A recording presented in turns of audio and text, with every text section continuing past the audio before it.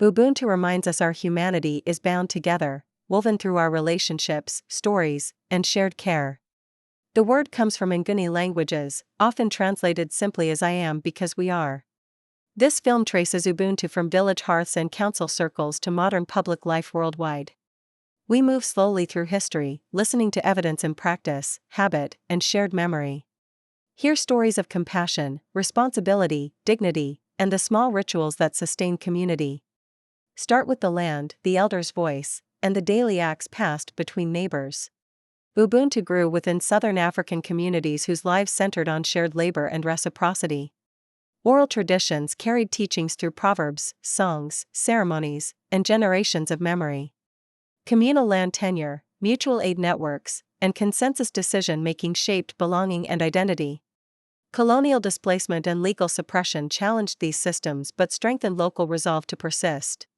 In the 19th and 20th centuries, scholars, clergy, and activists began naming and studying Ubuntu. It became recognized not merely as etiquette but as an ethical framework for shared life.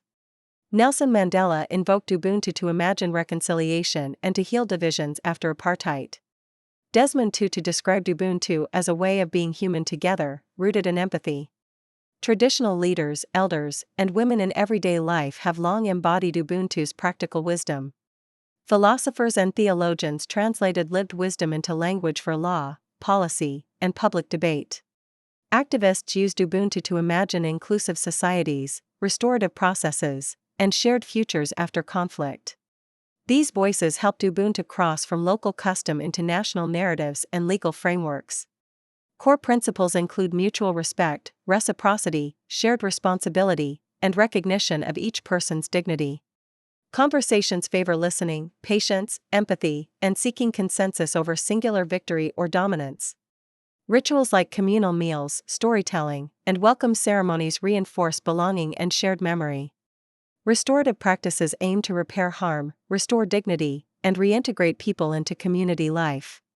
Everyday gestures, sharing food, caring for elders, greeting neighbors, are the philosophy in action. Ubuntu asks us to recognize others not as strangers but as extensions of our own humanity. Today, Ubuntu informs peace-building efforts, transitional justice work, and community-centered development projects. Schools and workplaces are experimenting with collaborative models rooted in dignity, dialogue, and mutual accountability. Businesses and civic groups borrow Ubuntu to design inclusive practices that honor shared worth and contribution.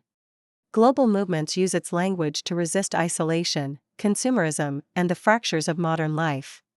At the same time, we must avoid romanticizing the past or ignoring persistent inequalities and power.